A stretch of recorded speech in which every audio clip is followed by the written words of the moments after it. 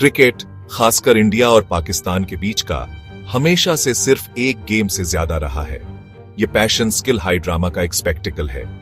Dubai में 16 सितंबर को हुए रीसेंट एशिया कप 2025 का क्लैश भी कुछ अलग नहीं था। स्टेडियम ब्लू और ग्रीन के समंदर जैसा था। हवा में एक्साइटमेंट थी, एक ऐसे कॉन्टेस्ट के लिए जो शायद ही कभी डिसअपॉइंट करता है। डायनामिक सूर्य कुमार यादव की लीडरशिप में इंडिया ने एक क्लिनिकल परफॉर्मेंस दी। फाइनल रन स्कोर हुए, क्राउड खुशी से झूम उठा और इंडियन प्लेयर्स ने एक हार्ड फाउट जीत सेलिब्रेट की। हालांकि इसके बाद जो हुआ, या यूं कहें जो नहीं हुआ, वह दुबई इंटरनेशनल की बाउंड्री से कहीं ज्यादा दूर गूंजने लगा।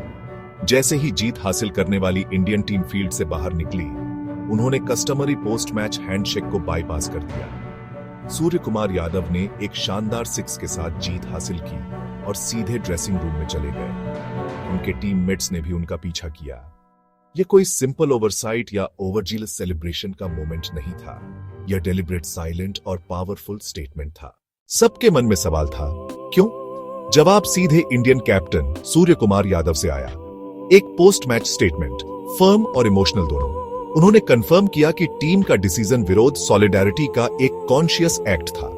यह stand board on off control for cricket in India Indian government के साथ पूरी तरह अलाइनमेंट में लिया गया। यह किसी एक प्लेयर की चॉइस नहीं, बल्कि नेशन की सेंटिमेंट का कलेक्टिव डिसीजन था। यादव ने जीत पीड़ितों को डेडिकेट की। हम पहलगाम आतंकी हमलों के सभी पीड़ितों के साथ खड़े हैं, उनके परिवारों के साथ खड़े हैं और अपनी सॉलिडेरिटी एक्सप्रेस करते हैं। यादव जिस इवेंट का जिक्र कर रहे थे, 22 अप्रैल 2025 को हुआ भयानक पहलगाम हमला। जम्मू और कश्मीर में आर्म्ड मिलिटेंट ने टूरिस्टों के एक ग्रुप को निशाना बनाया। परिणाम स्वरूप 26 नागरिकों की मौत हुई। हिंसा के पैमाने ने इसे दशक में सबसे घातक नागरिक हमलों में से एक बना दिया। इंडियन टीम के हैंडशेक ना करने को तुरंत पाकिस्तानी कैंप से निराशा और फॉर्मल प्रोटेस्ट मिला। उनके कोच माइक हेसन ने मैच के कंक्लूजन पर अपनी टीम की सरप्राइज और निराशा व्यक्त की। हम गेम के एंड में हाथ मिलाने के लिए तैयार थे। हमें जाहिर तौर पर निराशा है कि हमारे अपोजिशन ने ऐसा नहीं किया। यह निराशा जल्दी ही एक फॉर्मल शिकायत में बदल गई। पाकिस्तान क्रिकेट बोर्ड ने इस मामले को हल्के में नहीं लिया। मैच रेफरी एंडी पाइक्रॉफ्ट के पास एक प्रोटेस्ट दर्ज कराया। यह दावा था कि रेफरी ने कैप्टन से टॉस के दौरान हाथ न मिलाने का अनुरोध किया था। पीसीबी ने टूर्नामेंट से रेफरी की वापसी की मांग की।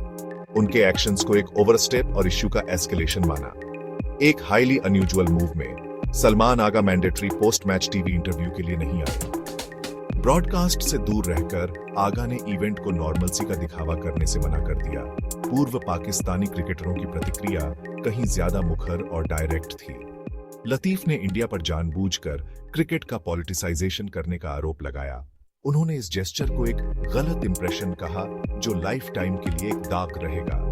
शोएब अख्तर ने इंडिया के ऑन फील्ड परफॉर्मेंस की उदारता से तारीफ करते हुए, इंडिया को उनकी जीत के लिए हैट्स ऑन ऑफ, लेकिन स्पोर्ट्स का पॉलिटिसाइजेशन मत करो। अपनी ग्रेस दिखाओ, हैंडशेक करो। दुबई में जो हैंडशेक नहीं हुआ, उसने क्रिकेट की दुनिया को एक मुश्किल और ऑनेस्टली अनकंफर्टेबल सवाल का सामना करने पर मजबूर कर दिया है।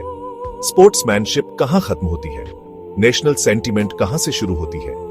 हाथ मिलाने का सीधा सा एक्ट सिर्फ एक औपचारिकता से कहीं ज्यादा है। ये क्रिकेट की स्पिरिट का प्रतीक है। इसका मतलब है कि राइवलरी कितनी भी इंटेंस हो, रिजल्ट कुछ भी हो, प्लेयर्स गेम के प्रति अपने साझा प्यार से एकजुट होते हैं। इंडिया का डिसीजन हालांकि सच्ची राष्ट्रीय पीड़ा में निहित था। इस मुख्य सिद्धांत को चुनौती दी, यह सुझाव देते हुए कि कुछ घाव इतने गहरे होते हैं कि उन्हें खेल के रीति रिवाजों से ठीक नहीं किया जा सकता। सीमा के दोनों ओर लाखों क्रिकेट फैंस के लिए यह घटना बहुत ध्रुवीकरण करने वाली थी। कई भारतीय समर्थकों ने अपनी टीम के स्टैंड की सराहना की। इसे आतंकवाद के पीड़ितों के साथ एकजुटता का एक आवश्यक और देशभक्तिपूर्ण इशारा माना। यह एपिसोड उन एथलीटों पर पड़ने वाले भारी दबाव और जिम्मेदारी की एक शक्तिशाली याद दिलाता है, जो भारत और पाकिस्तान का प्रतिनिधित्व करते हैं। वे सिर्फ क्रिकेटर नहीं हैं, वे अपने राष्ट्रों के एम्बेसडर हैं। यह एक मार्मिक सबक है कि कभी-कभी वास्तविकता का भार इतना भारी होता है कि क्रिकेट का सुंदर खेल भी इसे अकेले सहन नहीं कर पाता।